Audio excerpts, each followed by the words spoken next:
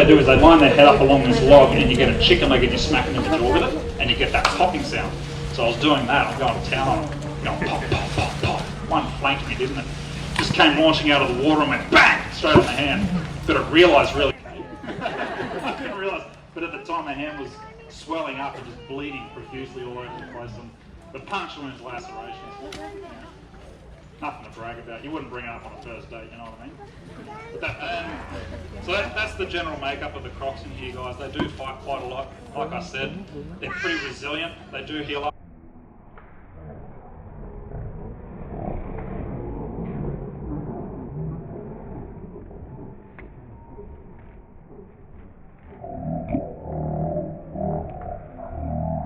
Over there, Cass. Yell them out. I'm more than happy to answer them. If you want to stand up for a better look, go for your...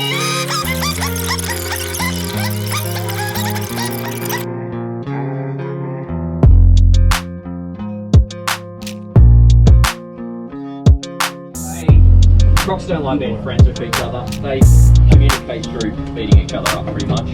They literally, she could get that back leg ripped off and it would bleed less than if you scraped your knee. So they heal up, no problem at all from it. Just millions and millions of years of evolution has been their best friend for a long time. You don't survive 100 plus million years by being pathetic, that's for sure. Now she can't see it obviously when it's on that side of her head, as you can see. But if I tap the water, how quickly she responds to it. They have pretty fat for when times do get tough, and growth to get to adult size. They do grow relatively quick off very small amounts of food.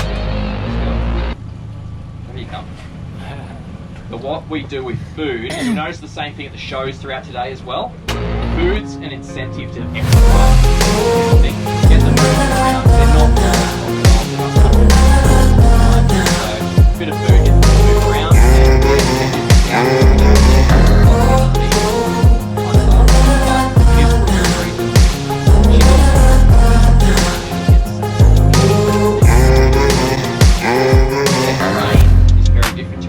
They don't have a limbic system, which is the part of your brain responsible for emotions. So she doesn't get happy, sad, disappointed, all that sort of stuff. She's operating primarily off instinct, and instinct's telling her she needs to eat every chance she can get because she doesn't know when that next food opportunity will present itself. Which means it's very much easier to overfeed a reptile than it is to underfeed it. A lot of people don't realise that. They're very different to mammals. Let's go. Just waiting for me to put it really close. She doesn't miss it. What we might do, try and get her over to the opposite side.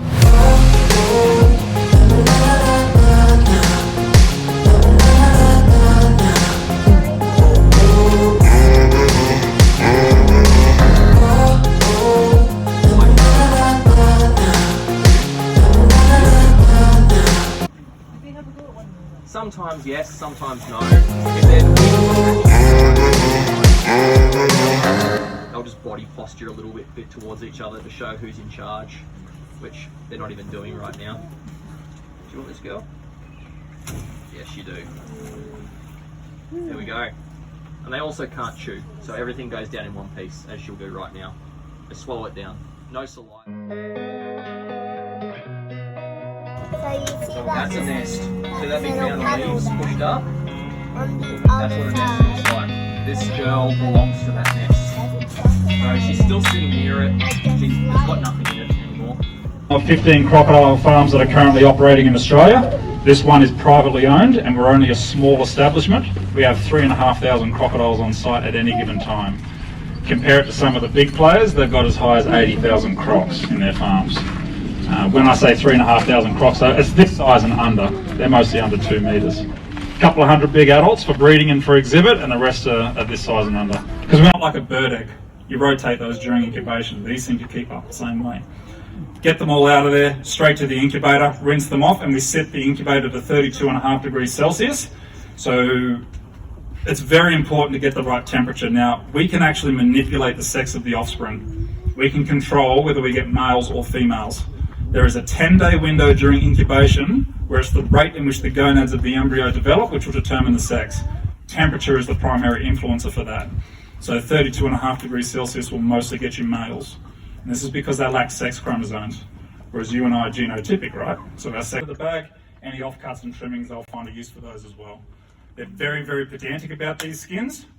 They're so anal about it that they lay every single skin out flat when it's raw over a table. They shine a light up underneath it and they inspect it for any blemishes or marks. So we have a third party that comes in and grades them, first, second or third. So first grade, you have to have one minor cut or none at all. That's how picky they are. All right, so it's all about quality. That's how you get top dollar. We're currently producing around 65% first grade skins, which is pretty damn good. Only 2% of them are third grade skins and the rest are second. So that'll determine the price. You got a question? I think there's just buckets of stuff, yeah. It's nothing important. I think that's chemicals and stuff. Just the cleaning, cleaning farms.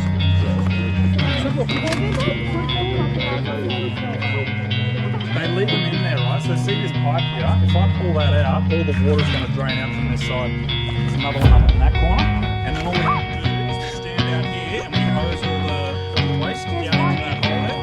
And then we put the plug back in and turn the valve on. So we don't even have to go in there for that. Because we don't want to, the less interaction the better. We don't want to stress them out.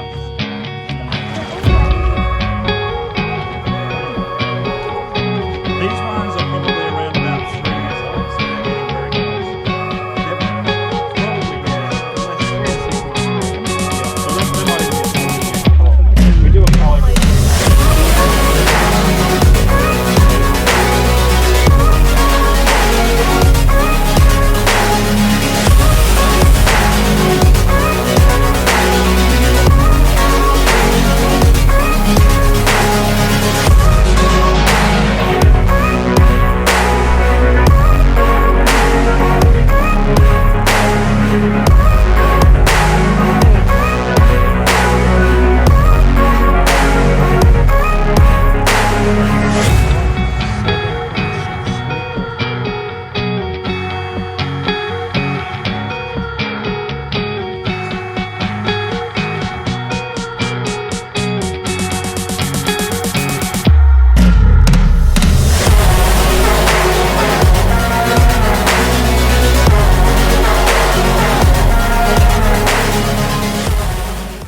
Python.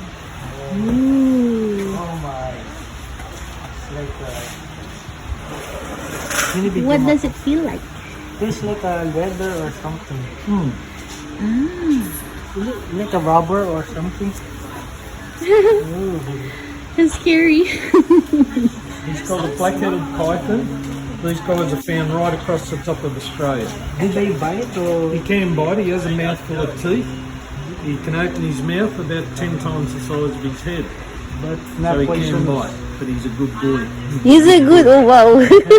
But not poisonous or No, something. no venom. Pythons are non-venomous. They just constrict, they squeeze. Ah. But like worm. You can tell him. Animal that you find anywhere on the planet, and it is so venomous it blows the competition out of the water. In fact, saying this while people are front row center, yeah, in fact, number 2 on the list is the eastern brown snake. I'll tell you what this one is in a minute, but number 2 on the list, eastern brown snake. This animal is more than twice as venomous as the eastern brown snake. Like I said, it leaves the competition in the dust. There's a very good reason why it's this venomous, and I'll tell you in just a moment. To put some numbers on it though, if he misses his target and scratches with one of his back teeth, not even his fangs, the tail of the animal that he's aiming for, that animal dies in seconds anyway. That's why he's so deadly venomous. Food is so few and far between that when he does come across it, he is armed with something, basically the nuclear bomb of venoms, so that he can guarantee he gets himself a meal, because who knows when he'll get the next chance. Getting a little close to my hand there. Now, here's the next twist for you guys. I like this one. On record, as long as we've been keeping records of snake-related fatalities, not a single person has died from an inland taipan. Not one person. 110 adult men could be killed by one bite, and yet no one's ever been killed. And the reason for that, one bite from this animal is capable of killing 110 adult men. One bite. That's basically one bite, this entire audience. Because kids are kind of freebies. But basically, that's what you grab it by the tail like this and hold it, just like this. I'll show you it once because I don't want to overdo it.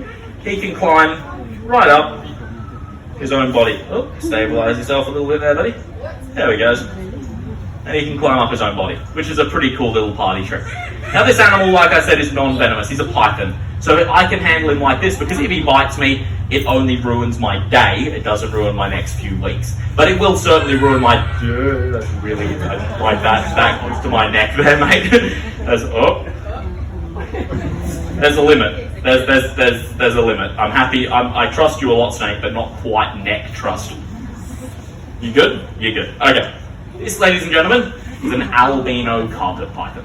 This is just your bog standard carpet python that you've probably heard of 1,000 times before. Very common pet. This is a Darwin carpet python in particular, not found around here, found in Northern Territory type area. But the colour that you're seeing is caused by albinism. A mutation in its DNA means this animal...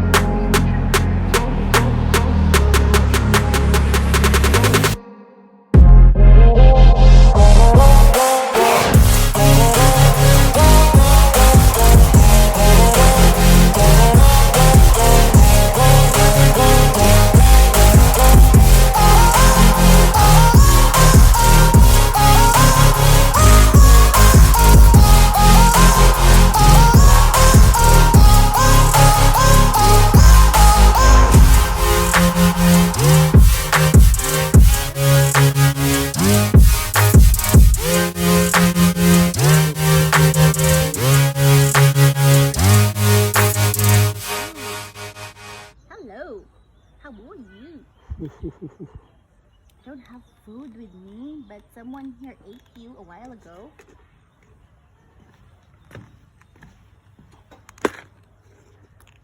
Are you after him? Surprise attack. Takut Hiding.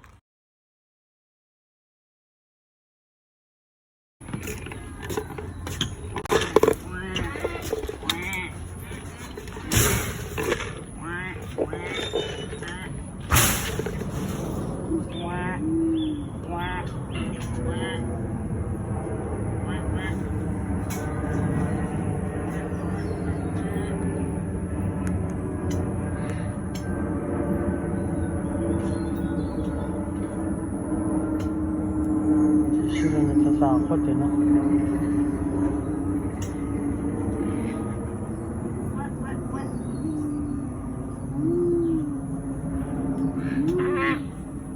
Dito sila lahat.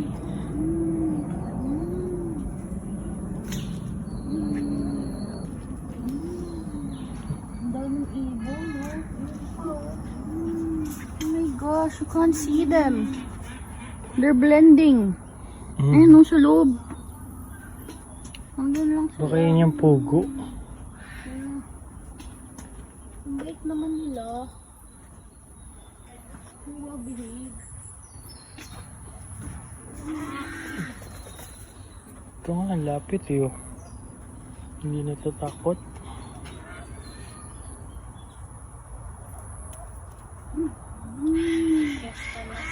Ito nga oh, hindi na natakot. Kanina pa.